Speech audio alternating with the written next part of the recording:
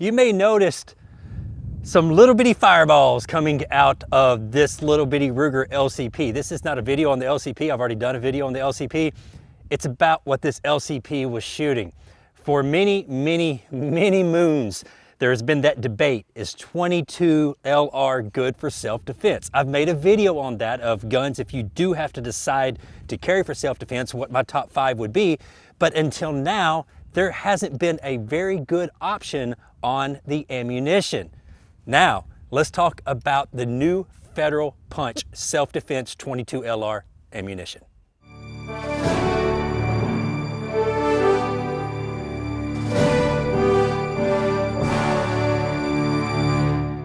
We're going to do some more shooting in just a moment, but let's go over the specs on this new Federal Punch ammunition. This was created for personal defense, okay? It is a 29 grain bullet traveling at 1,070 feet per second.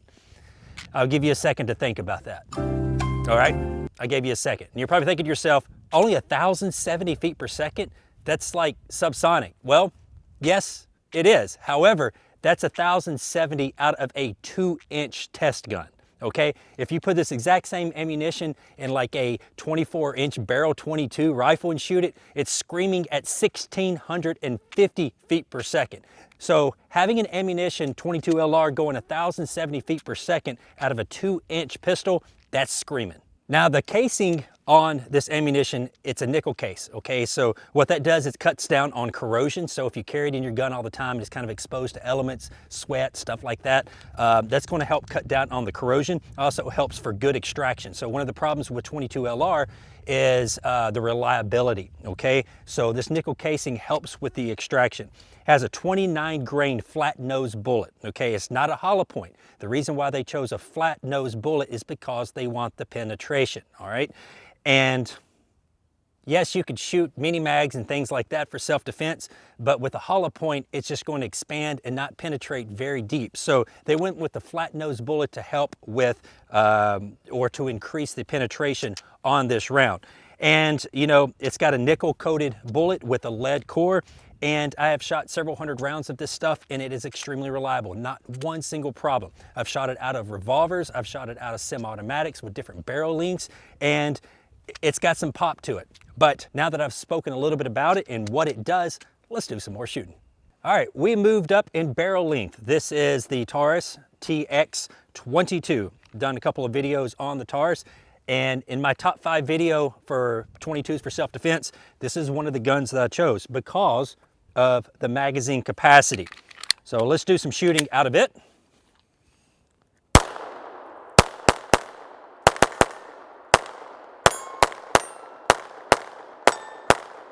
Okay, runs fine. Now let's grab a revolver.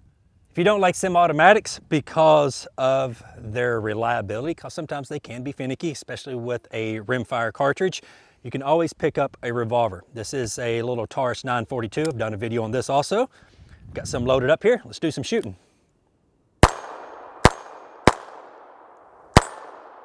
"100 yards, here we go. Double action. Oh, there we go, I hit it. Okay, we're done. So it fired out of the revolver just fine.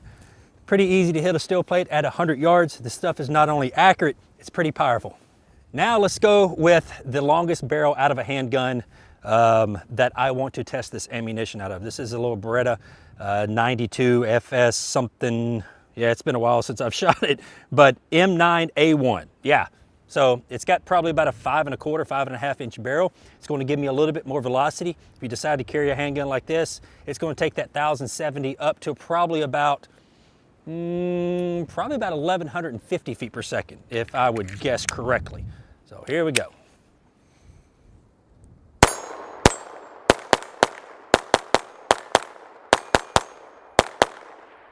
Man, I miss shooting this gun. Runs it fine. Very controllable. Now, what you're probably interested in is how it will perform in ballistic gelatin.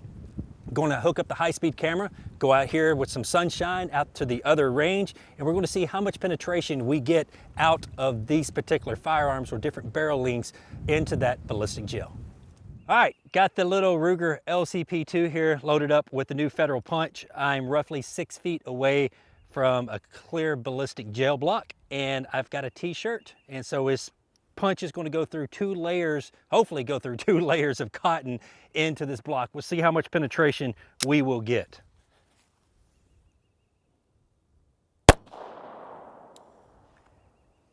And this stuff is very loud. I didn't have my ears in good. All right, let's take a look.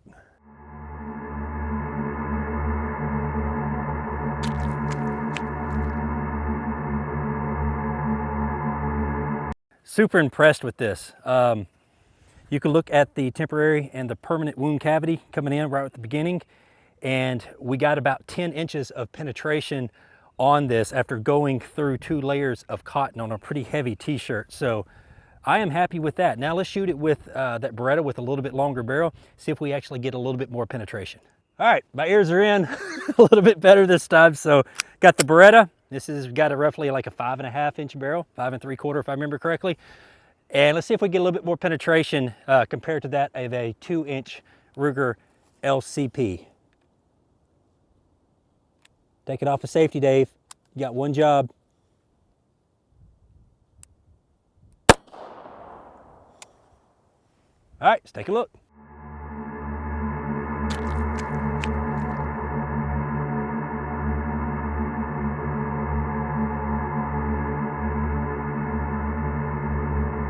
All right, I wasn't completely expecting to see this. Look at that wound cavity on that second shot. Now, the bullet almost went all the way through. So you're looking at, this is a 16-inch block, so you're looking at about 14 1/4 inches of penetration just out of that 22 pistol.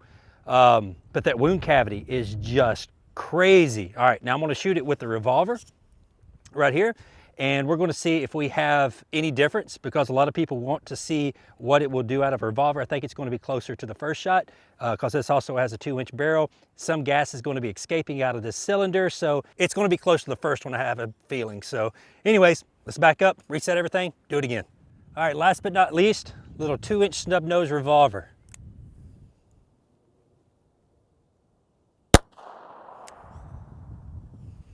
Well, I hit it.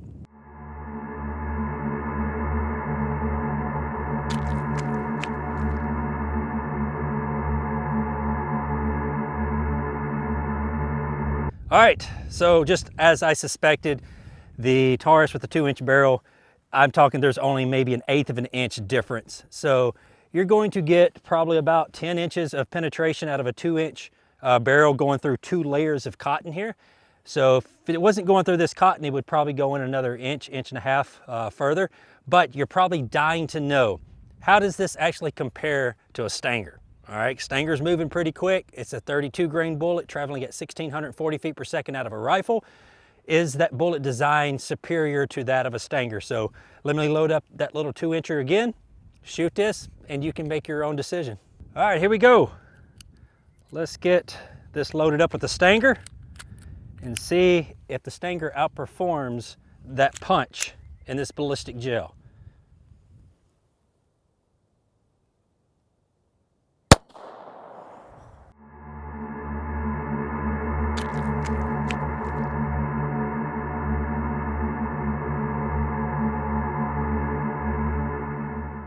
All right, the Stanger went exactly the same distance as the punch. Well, maybe 1/8 of an inch more, but I do notice about the Stanger, it never expanded.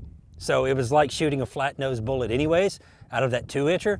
If you shoot it out of something like a 5-inch, it may expand, that would give you less penetration. But it actually pulled the threads, and I can tell you, it's hard to see it. We may have to get a top view here. The Stanger, there's not a wound cavity. It's just a straight line through the ballistic gel. It never gave us the permanent and the temporary wound cavity that the punch did with that flat nose bullet.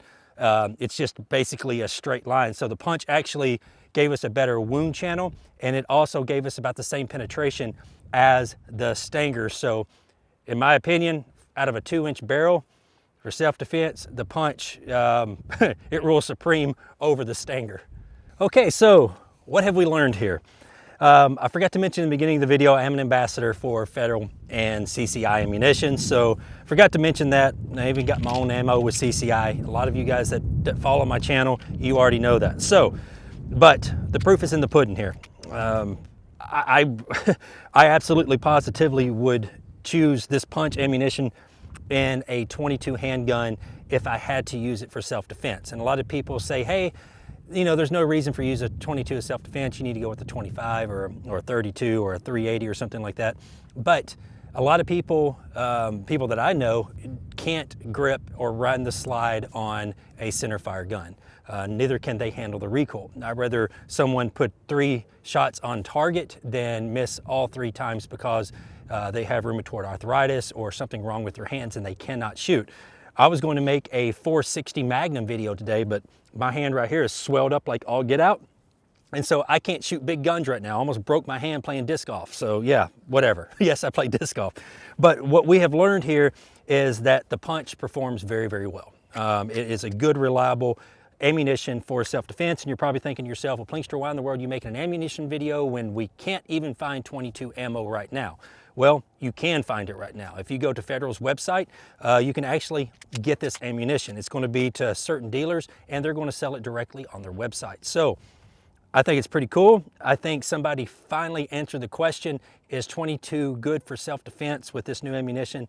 I think it is a viable choice. Now, anyways, guys, if you have any questions, you can put them in the comments below. You can go over to my Facebook page, Instagram page, or Twitter pages and ask them there.